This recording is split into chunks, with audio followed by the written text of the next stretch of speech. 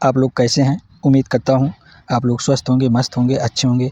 Friends, मैं पुजारी आर्य आप सभी के लिए लेके आया हूँ समाजशास्त्र विषय से कुछ महत्वपूर्ण प्रश्न उत्तरों की एक श्रृंखला, जो समाजशास्त्र विषय से UGC, net, JRF, assistant professor, GIC, PGT इत्यादि एग्ज़ाम देते हैं, उनके लिए काफ़ी सहयोगी और महत्वपूर्ण ये प्रश्नोत्तरों की श्रृंखला साबित होगी।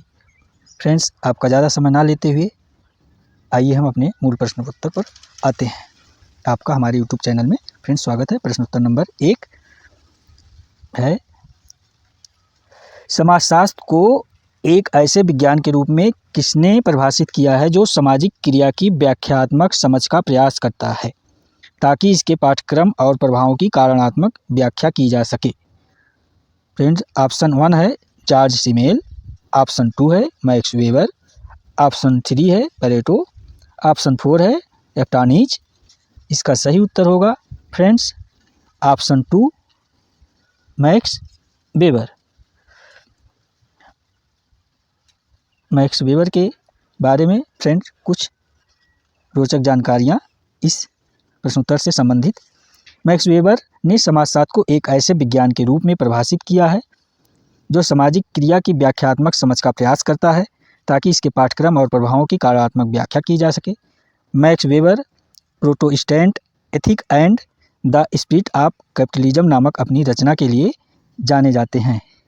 ये पुस्तक फ्रेंड्स, मैक्स वेबर की Protestant ethic and spirit of capitalism नामक जो रचना है, काफ़ी महत्वपूर्ण है। इसको फ्रेंड्स आप लोग नोट कर लीजिएगा, एग्जाम में पूछे जाते हैं बराबर। उनके विचारों पर बहुत बहस हुई, लेकिन वेबर का मुख्य विचार यह था कि पूंजीवाद के उदय और प्रोटेस्टेंट सुधार से जुड़े आत्मनियंत्रण के लोकाचार के बीच एक संबंध था। ऑप्शन में फ्रेंड अगले राइटर हैं जॉर्ज सिमेल। जॉर्ज सिमेल एक जर्मन समाजशास्त्री और संरचनात्मक सिद्धांतकार थे जिन्होंने शहरी जीवन और महानगर के रूप पर ध्यान केंद्रित किया। उन्हें सामाजिक सिद्धांत बनाने के लिए जाना जाता था, जिसने समाज के अध्ययन के लिए एक दृष्टिकोण बढ़ावा दिया जो एक प्राकृतिक दुनिया की जांच करने के लिए इस्तेमाल की जाने वाली स्वीकृत वैज्ञानिक पद्धति है। अगले ऑप्शन में फ्रेंड अगले राइटर थे समाजशास्त्री पेरेटो। पेरेटो अपने 80-20 नियमों के लिए सबसे प्रसिद्ध है, जिसे उन्होंने 1906 में इटली के आय वितरण के गणितीय अवलोकन के बाद विकसित किया था। वह पहले सामाजिक चक्र सिद्धांत संभ्रांत लोगों के संचालन के साथ साथ अपने कल्याणकारी आर्थिक सिद्धांत पेरेटो दक्षता को विकसित करने के लिए भी प्रसिद्ध हैं। अगले ऑप्शन में थे अगले राइटर फ्रेंड एप्टानीज। एप्टानीज एक जर्मन समाजशास्त्री, अर्थशास्त्री और दार्शनिक थे। सिद्धांत और क्षेत्र अध्ययन में उनका महत्वपूर्ण योगदान था। एप्टानीज फ्रेंड एक जर्मन समाजशास्त्री थे, अर्थशास्त्री और दार्शनिक थे। समाजशास्त्रीय सिद्धांत और क्षेत्र अध्ययन में उनका महत्वपूर्ण योगदान था, जिन्हें 2 प्रकार के सामाजिक समूहों को लिए जाना जाता है फ्रेंड। एक है जेमिनशाफ्ट और गेसेलशाफ्ट, जिनको समुदाय और समाज कहा जाता है। इन दोनों के बीच अंतर करने के लिए जाना जाता है। फ्रेंड्स, आप इसको नोट कर लीजिएगा, जेमिनशाफ्ट और गेसेलशाफ्ट, ये एग्जाम में बराबर पूछा जाता है। इस प्रकार फ्रेंड हमारा अगला प्रश्न उत्तर नंबर 2 है, जीएस घुरिये द्वारा लिखित पुस्तक नहीं है। गोविंद सदाशिव घुरिये द्वारा लिखित पुस्तक नहीं है। इसमें फ्रेंड्स ऑप्शन 1 है caste and race in India. Option 2 है friends rural India in transition. Option 3 है caste and class in India. Option 4 है सिटीज एंड सिविलाइजेशन। तो फ्रेंड आपका सही उत्तर इसमें होगा रूरल इंडिया इन ट्रांजिशन जो है, इसमें ऑप्शन 2 आपका आंसर हो जाएगा फ्रेंड। इसका मैंने दिया जीएस घुरिये द्वारा लिखित पुस्तक नहीं है। ये तीनों पुस्तक फ्रेंड 1, 3, 4 जीएस घुरिये द्वारा लिखित है। वह ऑप्शन 2 जो है ये जीएस घुरिये द्वारा रूरल इंडिया इन ट्रांजिशन नहीं है। फ्रेंड, गोविंद सदाशिव घुरिये एक अग्रणी भारतीय शिक्षाविद थे जो समाजशास्त्र के प्रोफेसर भी थे।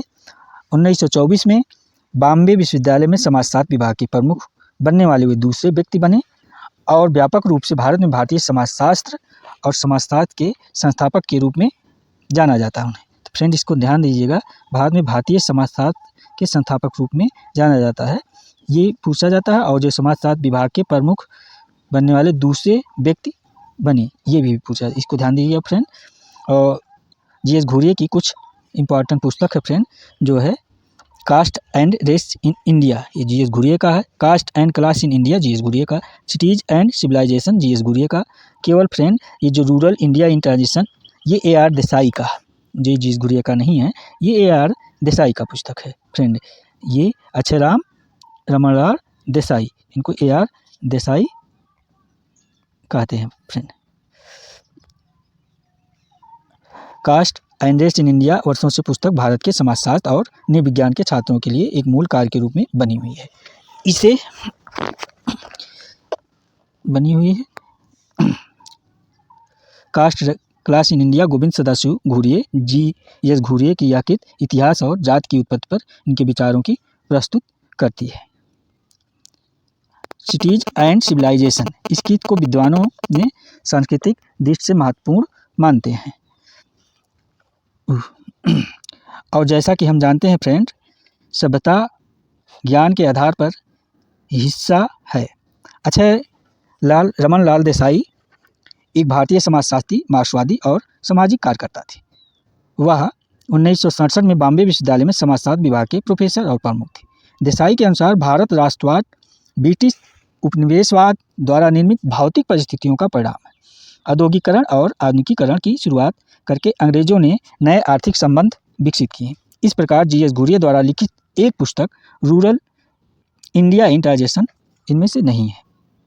AR देसाई का फ्रेंड। प्रश्न उत्तर नंबर 3 आ गया फ्रेंड। अगला प्रश्न हमारा प्रश्न उत्तर नंबर 3 है, द सोशल सिस्टम के लेखक कौन है फ्रेंड? में दिया friend, the social system, the social system के लेखक कौन है फ्रेंड? तो इसमें ऑप्शन 1 है टालकाट पार्सन्स, ऑप्शन 2 है रॉबर्ट किंग मर्टन, ऑप्शन 3 है मैक्स वेबर, ऑप्शन 4 है ब्राउनली मालोनेस्की। फ्रेंड इसका सही उत्तर जो हो जाएगा आपका ऑप्शन 1 है टालकाट पार्सन्स, इसका सही उत्तर है फ्रेंड टालकाट पार्सन। टालकाट पार्सन्स शास्त्रीय परंपरा के एक अमेरिकी समाजशास्त्री हैं फ्रेंड।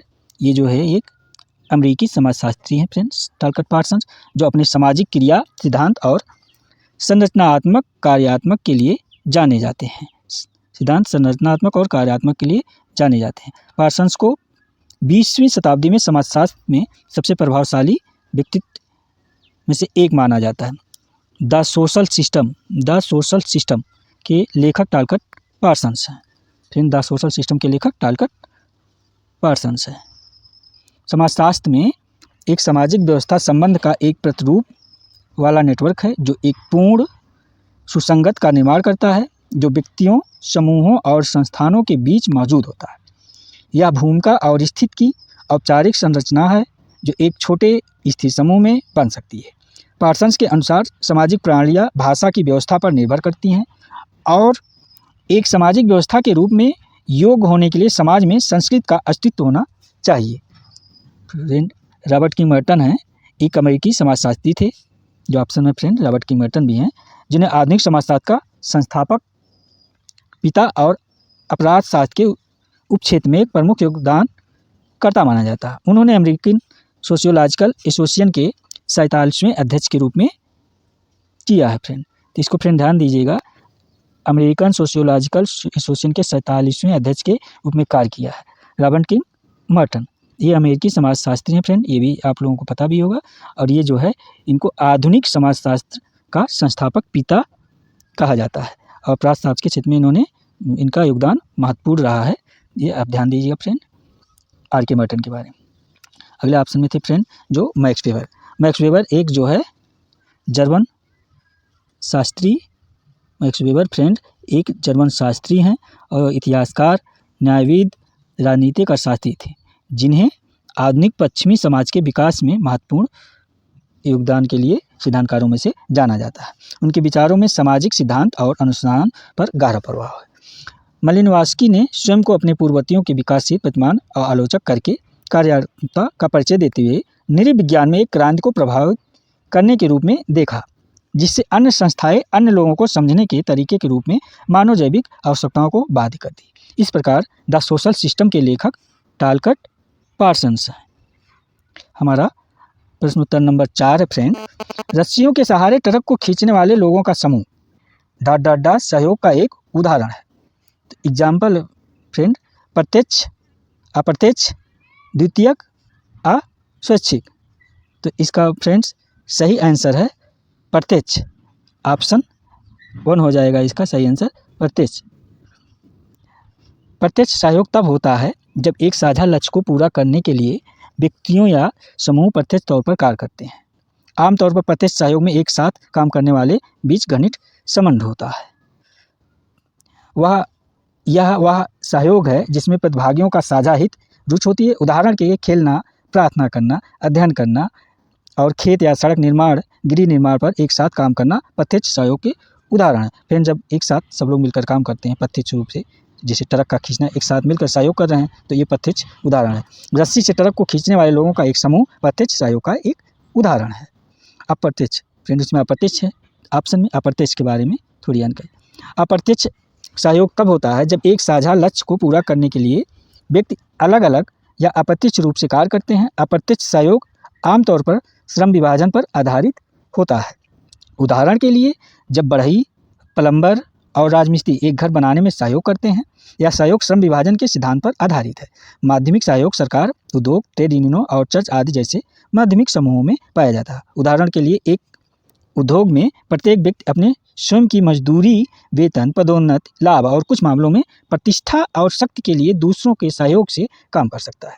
अस्वैच्छिक सहयोग सहायता का एक रूप है। फिर अस्वैच्छिक जो इसमें ऑप्शन है, अस्वैच्छिक सहयोग सहायता का एक रूप है जिसमें व्यक्ति आवश्यक रूप से सहयोग करने का इरादा नहीं रखते हैं, लेकिन हितों की संरक्षित करने के कारण ऐसा करना समाप्त कर देते हैं। इस प्रकार रस्सियों के सहारे ट्रक को खींचने वाले लोगों का समूह प्रत्यक्ष सहयोग का एक सर्वोत्तम उदाहरण है। हमारा प्रश्न उत्तर नंबर अगला है फ्रेंड, 5 नंबर है, सेवानिवृत्त जीवन के लिए तैयारी कर रहा एक व्यक्ति इसका एक उदाहरण है। सेवानिवृत्त जीवन के लिए तैयारी कर रहा एक व्यक्ति इसका एक उदाहरण है। तो ऑप्शन है फ्रेंड्स पुनर्समाजीकरण, ऑप्शन 2 है प्राथमिक समाजीकरण, ऑप्शन 3 है अग्रिम समाजीकरण, ऑप्शन 4 है वयस्क समाजीकरण। तो इसका सही उत्तर है फ्रेंड ऑप्शन 3 अग्रिम समाजीकरण, इसका सही उत्तर है। तो फ्रेंड अग्रिम समाजीकरण एक ऐसी प्रक्रिया है जो सामाजिक अंतःक्रियाओं द्वारा सुगम होती है, जिसमें गैर समूह के सदस्य उन समूहों के मूल्यों और मानकों को ग्रहण करना सीखते हैं जिनमें वे शामिल होने की इच्छा रखते हैं, जिससे कि समूह में उनके प्रवेश को आसान बनाया जा सके और उन्हें कुशलतापूर्वक अंतःक्रिया करने में मदद मिल सके।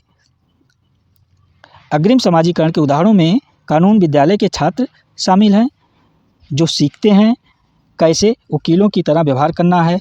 बड़े वरिष्ठ लोग सेवानिवृत्ति की तैयारी कर रहे होते हैं और मार्मन लड़के मिशनरी बनने के लिए तैयार हो रहते हैं। अग्रिम समाजीकरण को सबसे पहले समाजशास्त्री R.K. मर्टन ने परिभाषित किया है, अर्थात रॉबर्ट किंग मर्टन ने।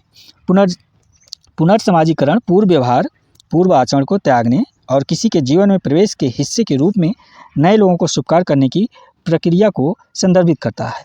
कई युद्ध दिग्गजों को पुनर्समाजीकरण आवश्यकता एक ऐसी प्रक्रिया जो नकद भुगतान देने की तुलना में कहीं अधिक जटिल है। प्राथमिक समाजीकरण बच्चे के जीवन में जल्दी होता है और मुख्य रूप से परिवार और करीबी दोस्तों के प्रभाव के कारण होता है। प्राथमिक समाजीकरण के माध्यम से एक बच्चा बुनियादी सामाजिक मानदंडों और रीति रिवाजों को सीखता है। शौचालय प्रशिक्षण प्राथमिक समाजीकरण का एक उदाहरण है।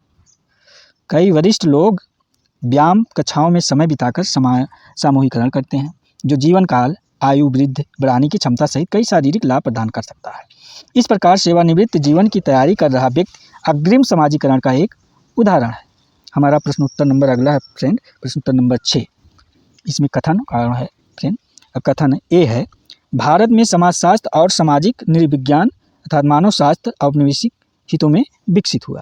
कारण आर है, वो बी है फ्रेंड। अंग्रेजों ने सुचारू प्रशासन के हित में मूल समाज और इसकी संस्कृति को समझने की आवश्यकता महसूस की। तो फ्रेंड इसका ऑप्शन 1 है ए और आर दोनों सत्य हैं। आर ए की सही व्याख्या करता है। ए और आर दोनों सत्य हैं, लेकिन आर ए की सही व्याख्या नहीं है। ऑप्शन 3 है ए सत्य है परंतु आर असत्य है। ऑप्शन 4 है ए असत्य है परंतु आर सत्य है। तो इसका सही उत्तर फ्रेंड 1 होगा। ये आर दोनों सत्य हैं और आर ए की सही व्याख्या करता है। भारत में समाजशास्त्र और सामाजिक मानवशास्त्र का विकास एक और औपनिवेशिक हितों और पश्चिम विद्वानों की बौद्धिक जिज्ञासा और दूसरी ओर भारतीय विद्वानों की प्रतिक्रियाओं में हुआ। ब्रिटिश प्रशासकों को अपनी प्रजा के रीति रिवाजों, शिष्टाचार और संस्थाओं का ज्ञान प्राप्त करना पड़ता है। समाजशास्त्र और सामाजिक विज्ञान मानव शास्त्र की जड़ें उस अवधि तक जाती हैं जब ब्रिटिश अधिकारियों ने महसूस किया कि भारतीय संस्कृति और सामाजिक जीवन का ज्ञान उनके प्रशासन कार्य में उनके लिए अनिवार्य था। सामाजिक नृविज्ञान दुनिया भर में विभिन्न सामाजिक और सांस्कृतिक व्यवस्था में रहने वाले लोगों के तरीकों का तुलनात्मक अध्ययन है। समाज अपने आप को कैसे व्यवस्थित करते हैं, सांस्कृतिक प्रथाओं जिसमें वे संलग्न हैं, साथ ही साथ उनकी धार्मिक, राजनीतिक और आर्थिक व्यवस्थाओं में बहुत भिन्न होते हैं। समाजशास्त्र एक सामाजिक विज्ञान है जो समाज, मानव सामाजिक व्यवहार, सामाजिक संबंधों के प्रतिरूप, सामाजिक संपर्क और रोजमर्रा की जिंदगी से जुड़े संस्कृति के पहलुओं पर केंद्रित है। नृविज्ञान मानव समाजों और संस्कृतियों की उत्पत्ति और विकास का अध्ययन है। संस्कृत लोगों का सीखा हुआ व्यवहार है जिसमें उनकी भाषाएं, विश्वास प्रणाली, सामाजिक संरचनाएं, संस्थाएं और भौतिक वस्तुएं शामिल हैं। इस प्रकार भारत में समाजशास्त्र और सामाजिक नृविज्ञान ने औपनिवेशिक हितों को विकसित किया, क्योंकि अंग्रेजों ने सुचारू प्रशासन के हित में मूल समाज और इसकी संस्कृति को समझने की आवश्यकता महसूस की। फ्रेंड्स, हमारा अगला प्रश्न है, प्रश्न उत्तर नंबर 7 है। दुर्खीम के अनुसार यांत्रिकी एकता वाले समाजों की विशेषता है। तो ऑप्शन 1 है फ्रेंड प्रतिबंध आत्मक कानून, ऑप्शन 2 है दमनकारी कानून, ऑप्शन 3 है यांत्रिक कानून, ऑप्शन 4 है उपयुक्त में से कोई नहीं। तो सही उत्तर इसका है फ्रेंड उत्तर नंबर 2 हो जाएगा दमनकारी कानून। तो इसका व्याख्या है फ्रेंड, यांत्रिक एकजुटता एक समाज के सदस्यों का सामाजिक एकीकरण है जिनके सामान्य मूल्य और मान्यताएं हैं। ये सामान्य मूल्य और मान्यताएं सामूहिक चेतना का निर्माण करते हैं जो व्यक्तिगत सदस्यों में आंतरिक रूप से कार्य करता है जिससे कि वे सहयोग कर सकें। दमनकारी कानून प्रतिबंधात्मक कानून का समाज के विकास की मूल्यों के साथ सीधा संबंध है। दुर्खीम का मानना था कि दमनकारी कानून प्राचीन या यांत्रिक समाज में सामान्य है, जहां अपराधों पर आमतौर पर प्रतिबंध लगाए जाते हैं और पूरे समुदाय के द्वारा सहमत व्यक्त की जाती है। दुर्खीम का कहना है कि दमनकारी कानून समाज के यांत्रिक रूप में व्यवहार में लाया जाता है। दूसरे प्रकार का कानून प्रतिबंधात्मक कानून है जो अपराध होने पर पीड़ित पर ध्यान केंद्रित करता है, क्योंकि समाज को क्या नुकसान पहुंचाता है इसके बारे में आमतौर पर कोई साझा मान्यता नहीं है। अधिक उन्नत समाजों में व्यक्तियों की एक दूसरे पर निर्भरता के आधार पर जैविक एकजुटता सामाजिक सामंजस्य है। फ्रेंड, अगला प्रश्न फ्रेंड हमारा इसी में है जो और अभी विस्तार। प्रतिबंधात्मक कानून जो अपराध होने पर पीड़ित पर ध्यान केंद्रित करता है, क्योंकि समाज को क्या नुकसान पहुंचाता है इस बारे में आमतौर पर कोई साझा मान्यता नहीं है। प्रतिबंधात्मक कानून समाज की जैविक अवस्था में से मेल खाता है और समाज के अधिक विशिष्ट निकायों जैसे कि अदालतों और वकीलों द्वारा संभव बनाया गया है। यांत्रिक एकजुटता का एक उदाहरण आर्कटिक क्षेत्र के एस्किमो लोग हैं जो घनिष्ठ समुदायों के एक साथ रहते हैं और काम करते हैं, समान विश्वदृष्टि, परंपराओं, जीवनशैली आदि को साझा करते हैं। जैविक एकजुटता समाज में श्रम के विभाजन से उत्पन्न होती है। इस प्रकार दुर्खीम के अनुसार यांत्रिक एकता वाले समाज की विशेषता दमनकारी कानून है। फ्रेंड, इस प्रकार दुर्खीम के अनुसार यांत्रिक एकता वाले समाजों की विशेषता दमनकारी कानून है। अब फ्रेंड हमारा अगला प्रश्न उत्तर है, प्रश्न उत्तर नंबर 8 है। संस्कृत को वह जटिल संपूर्ण जिसमें ज्ञान, विश्वास, कला, नैतिकता, कानून, परंपरा और समाज के सदस्य के रूप में मनुष्य द्वारा किसी अन्य क्षमताओं और आदतों को शामिल किया गया है। के रूप में परिभाषित किया है। प्रश्न उत्तर 8 है फ्रेंड्स, किसने संस्कृत को वह जटिल संपूर्ण जिसमें ज्ञान, विश्वास, कला, नैतिकता, कानून, परंपरा और समाज के सदस्य के रूप में मनुष्य द्वारा किसी अन्य क्षमताओं और आदतों को शामिल किया गया है के रूप में परिभाषित किया है? इसका ऑप्शन 1 है जी मुडाक है, हर्बर्ट स्पेंसर है, ऑप्शन 3 एम अर्नाल्ड है, ऑप्शन 4 ई.बी. टायलर है।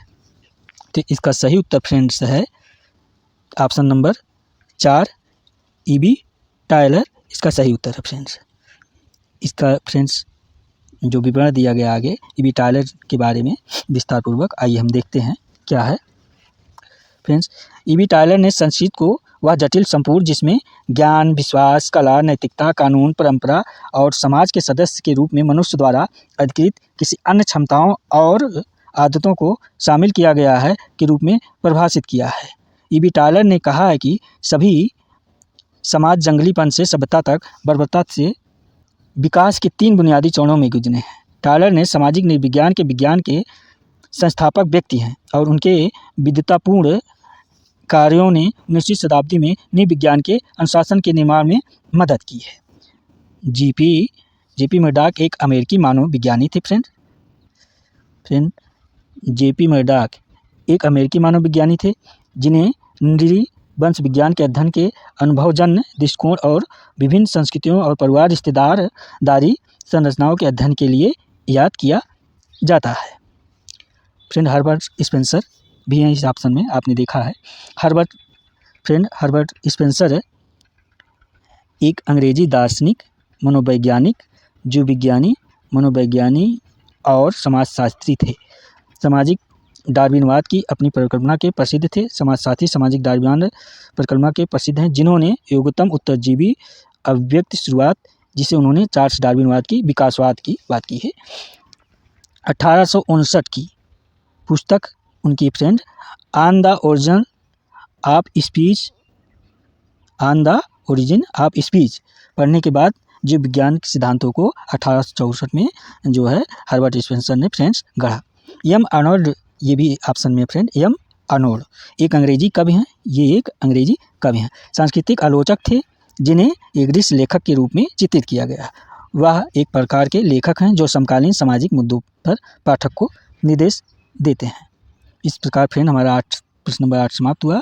अब हम आते हैं अगले प्रश्न उत्तर नंबर 9 फ्रेंड। प्रश्न उत्तर नंबर 9 फ्रेंड, निम्नलिखित में से किस एक अवधारणा में मैथ्यू नरसिंह श्रीनिवास ने जाति गतिशीलताओं को सामाजिक और सांस्कृतिक परिवर्तन की प्रक्रिया के रूप में समझाया है? तो इसका ऑप्शन फ्रेंड्स, ऑप्शन 1 है आपका आधुनिकीकरण, ऑप्शन 2 है संस्कृतिकरण, ऑप्शन 3 है धर्मनिरपेक्षता, ऑप्शन 4 है पश्चिमीकरण। तो इसका सही उत्तर फ्रेंड आपका ऑप्शन 2 है संस्कृतिकरण। इसका सही उत्तर फ्रेंड, संस्कृतिकरण के बारे में आइए जानते हैं फ्रेंड थोड़ा सा। संस्कृतिकरण एक अवधारणा है जहां एम श्रीनिवास ने जातिगतशीलता को सामाजिक और सांस्कृतिक परिवर्तन की प्रक्रिया के रूप में समझाया है। एम श्रीनिवास ने भारतीय समाज की पारंपरिक जाति संरचना में सांस्कृतिक गतिशीलता का वर्णन करने के लिए अपनी पुस्तक religion and society among the Koos south India, friends ये पुस्तक जो है आप नोट कर लीजिएगा, काफ़ी इम्पोर्टेंट पुस्तक है जो एग्ज़ाम में बराबर पूछा जाता है।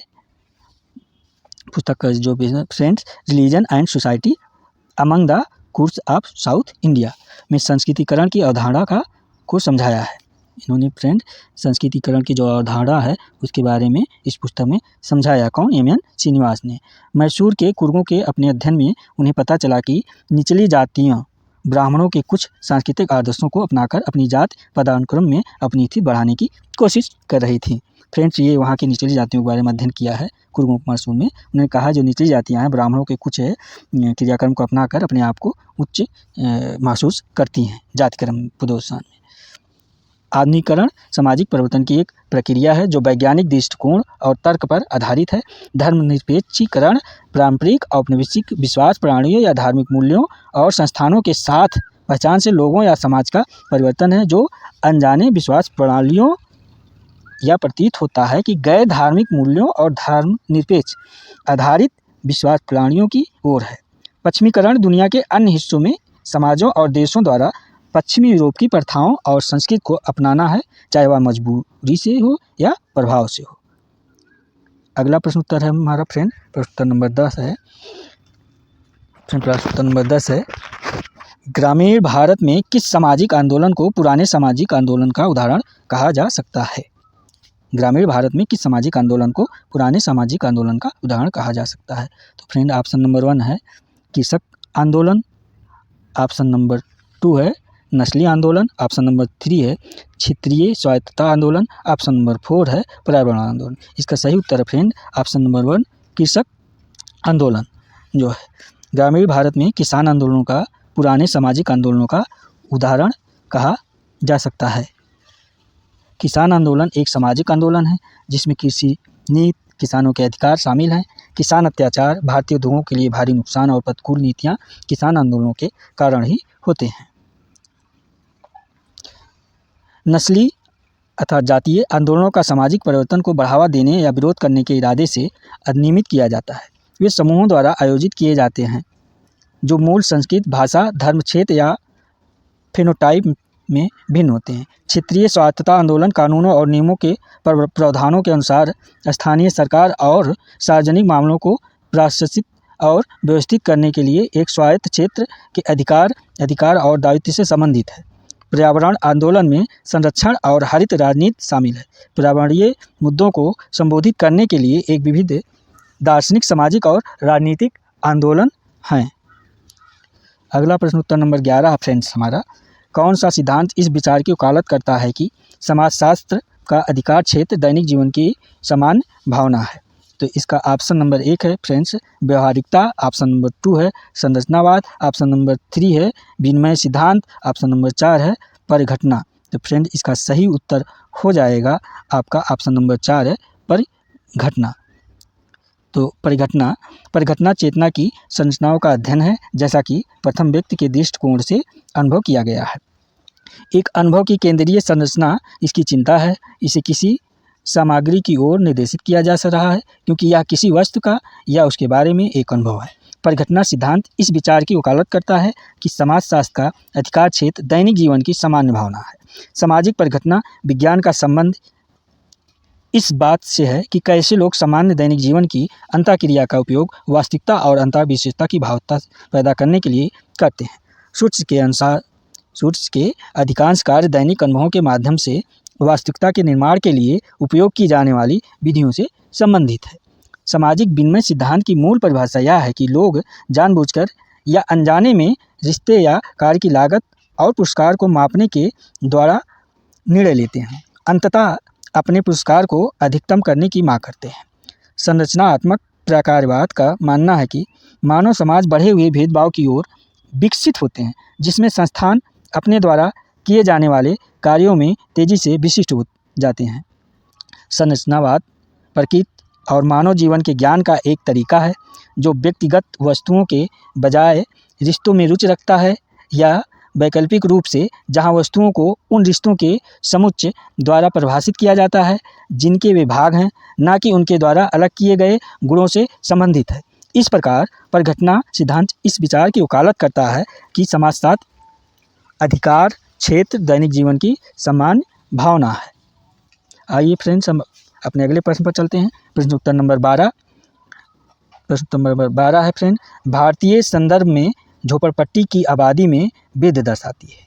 भारतीय संदर्भ में झोपड़पट्टी की आबादी में वृद्धि दर्शाती है। ऑप्शन नंबर 1 है फ्रेंड ग्रामीण समृद्धि में वृद्धि, ऑप्शन नंबर 2 है शहरी समृद्धि में वृद्धि, ऑप्शन नंबर 3 है ग्रामीण गरीबी में वृद्धि, ऑप्शन नंबर 4 है शहरीकरण की प्रक्रिया। तो इसका सही उत्तर है फ्रेंड ग्रामीण गरीबी में वृद्धि इसका कारण है फ्रेंड, उत्तर सही है इसका यही।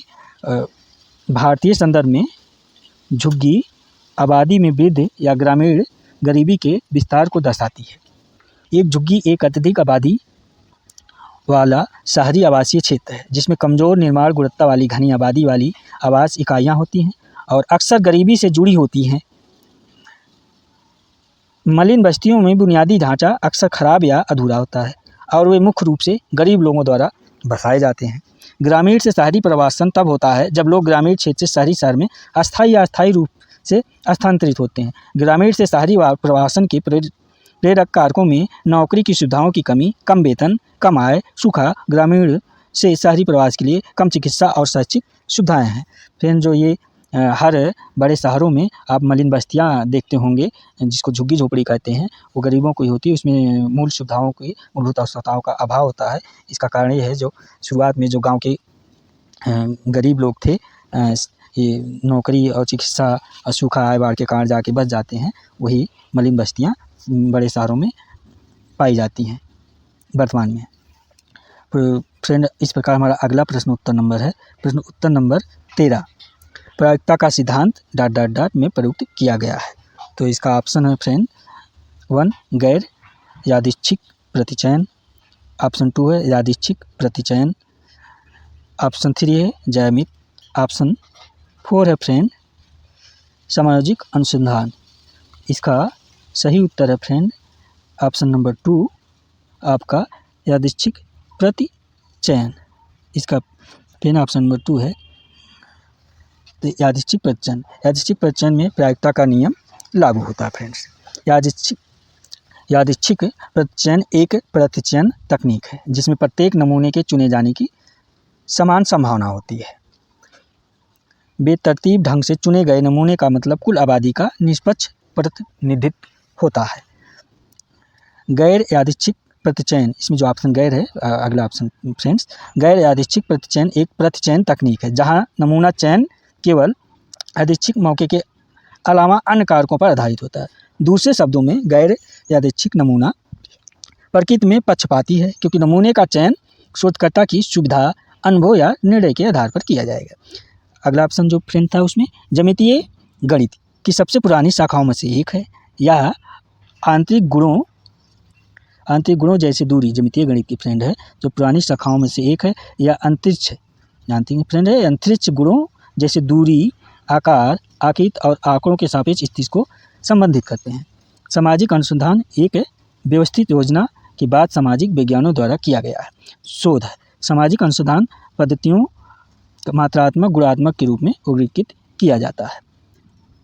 फ्रेंड्स, हमारा प्रश्न उत्तर नंबर 14 है। अगला प्रश्न उत्तर नंबर 14 है। निम्नलिखित में से कौन भारतीय परिवार पर उन्हें कार्य के लिए जाने गए हैं? निम्नलिखित में से कौन भारतीय परिवार पर उनके कार्य के लिए जाने गए हैं? तो इसमें फ्रेंड्स ऑप्शन 1 है एस.सी. दुबे, अर्थात इनका पूरा नाम है श्यामाचरण दुबे। ऑप्शन 2 है फ्रेंड दीपांकर गुप्ता। ऑप्शन 3 है फ्रेंड के.एम. कपाड़िया। ऑप्शन 4 है फ्रेंड डी.एन. मजूमदार। इनका सही उत्तर फ्रेंड होगा आपका option 3 KM. Kapadia. KM. Kapadia भारतीय परिवार पर अपने काम के लिए जाने जाते हैं। KM. Kapadia Indian sociological society के संस्थापक हैं। फ्रेंड ये काफ़ी इंपॉर्टेंट है, इसको आप ध्यान दीजिए। के.एम. कपाड़िया जो हैं इंडियन सोशियोलॉजिकल सोसाइटी के संस्थापक सदस्य थे और 1955 और 1966 के बीच ये सचिव रहे friend. KM. Kapadia Indian sociological society के संस्थापक सदस्य थे और 1955 से लेकर 1966 के बीच इसके सचिव थे। उनका प्रमुख योगदान समाजशास्त्र के क्षेत्र में रिश्तेदारी और परिवार विवाह है। श्यामाचरण दुबे एक भारतीय मानव विज्ञानी है फ्रेंड। समाजशास्त्र और 1975 से 1976 तक इंडियन सोशियोलॉजिकल सोसाइटी के पूर्व अध्यक्ष थे। इसको भी फ्रेंड याद कीजिएगा आप, सोसाइटी के पूर्व अध्यक्ष, इंडियन सोशियोलॉजिकल के पूर्व अध्यक्ष थे। फ्रेंड इसको आप ध्यान दीजिएगा। श्यामाचरण दुबे भारतीय मनोविज्ञानी, समाजशास्त्र के संस्थापक 1975 से 76 और इंडियन सोशियोलॉजिकल सोसाइटी के पूर्व अध्यक्ष थे। याद रखिएगा फ्रेंड, ये एग्जाम में पूछे जाने वाले प्रश्न हैं, खासकर यूजीसी नेट जेआरएफ के। उन्होंने भारतीय गांव और आदिवासी समाजों पर अपने शोध के लिए जाना जाता है। अगले ऑप्शन में थे फ्रेंड दीपांकर गुप्ता, एक भारतीय समाजशास्त्री हैं और सार्वजनिक बुद्धिजीवी हैं। उनके योगदान में ग्रामीण शहरी परिवर्तन, अनौपचारिक क्षेत्र में श्रम कानून, अनिकता, जाति और हस्तीकरण पर शामिल है। अगले समाजशास्त्री फ्रेंड थे डी.एन. मजूमदार ऑप्शन में। ये एक मानव विज्ञानी, समाजशास्त्री का मानव विज्ञानी है फ्रेंड। उन्होंने बिहार, उड़ीसा, मध्य प्रदेश के आदिवासियों के बीच फील्ड की जांच की है, यानी फील्ड अध्ययन किया है। उन्होंने एंथ्रोमेट्रिक सर्वे किया है। जिसमें उत्तर प्रदेश की जनजातियों और जातियों के ब्लड ग्रुप की जांच भी शामिल है। इस प्रकार फ्रेंड हमारा प्रश्न उत्तर नंबर 14 समाप्त हुआ। अब हम आते हैं अपने प्रश्न उत्तर नंबर 15 पर। हमारा प्रश्न उत्तर नंबर 15 है फ्रेंड, संभावित अस्थिरीकरण पदानुक्रम में से द्वारा एक स्तर से दूसरे पर ऊपर या नीचे की गतिशीलता डॉट डॉट कही जाती है। संभावित अस्थिरीकरण पद अनुक्रमों में से एक द्वारा एक स्तर से दूसरे पर ऊपर या नीचे की ओर गतिशीलता डॉट डॉट कही जाती है। तो इसका ऑप्शन 1 है फ्रेंड क्षैतिज गतिशीलता, ऑप्शन 2 है ऊर्ध्वमुखी गतिशीलता, ऑप्शन 3 है अधोमुखी गतिशीलता, ऑप्शन 4 है लंबवत गतिशीलता। इसका सही उत्तर होगा ऑप्शन 4 लंबवत गतिशीलता।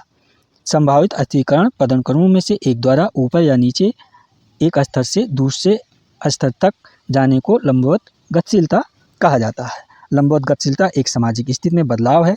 सामाजिक स्थिति को प्रभावित करने वाले निम्नलिखित कारकों में बदलाव से लंबवत गतिशीलता की संभावना होती है। आय, पेशा या पेशा, शिक्षा का स्तर, वैवाहिक स्थिति, स्वास्थ्य की स्थिति। और अगला ऑप्शन था फ्रेंड क्षैतिज।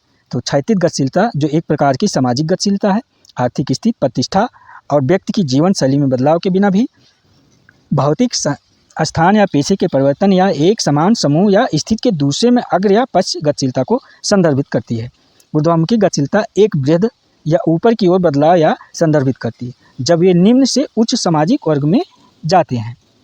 और अधोमुखी जो ऑप्शन में फ्रेंड अधोमुखी गतिशीलता तब होती है जब कोई व्यक्ति समाज में उच्च स्थिति से निचले स्थान पर जाता है, ऊंचे से अर्थात नीचे आता है, या तब हो सकता है जब कोई गलत कार्य करते हुए पकड़ा जाता है जिसके परिणाम स्वरूप वह वर्तमान स्थिति को अपने खो देता है। फ्रेंड जो कोई अच्छा व्यक्ति हो, कोई गलत काम करे और पकड़ा जाए तो उसकी जो है इज्जत जो आबरू कम हो जाती है, उसको जो है अधोमुखी गतिशीलता के तहत रखा जाता है।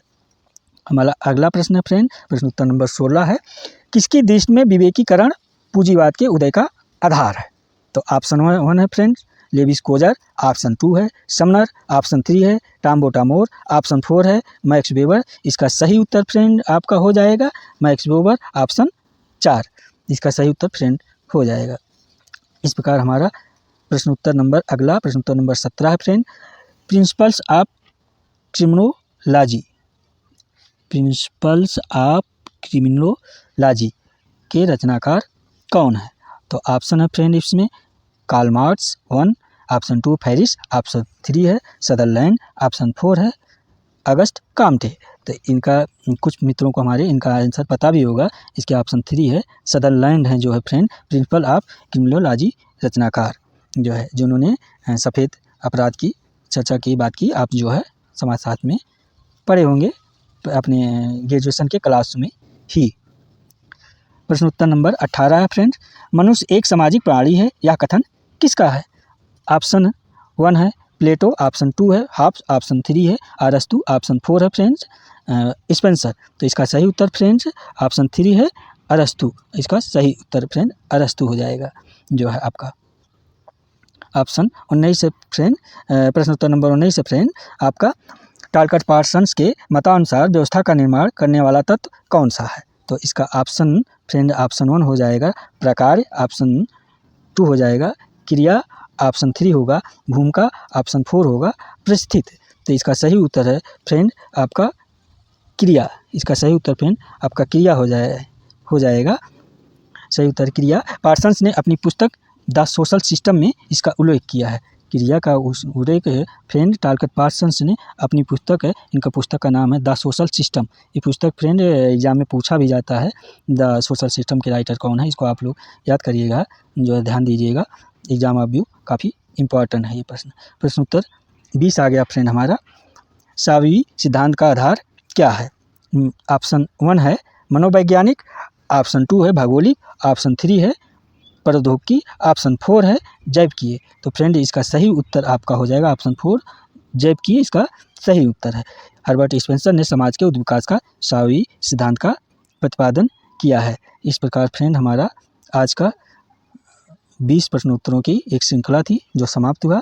फ्रेंड उम्मीद करता हूँ आपको मेरे इस समाजशास्त्र की 20 प्रश्नोत्तरों की श्रृंखला पसंद आई हुई होगी। अगर फ्रेंड्स आएगा तो हमारे चैनल को यूट्यूब चैनल को सब्सक्राइब करें, लाइक करें, शेयर करें, कमेंट करें, और आप कमेंट करके अपनी जो है विचार दें कि सेशन कैसा लगा और आपको अगला सेशन किस प्रकार का प्रश्न उत्तर चाहिए, हमको कमेंट करके बताएं फ्रेंड। हम आपके कमेंट को इंतज़ार रहेगा हमें। Thank you friend.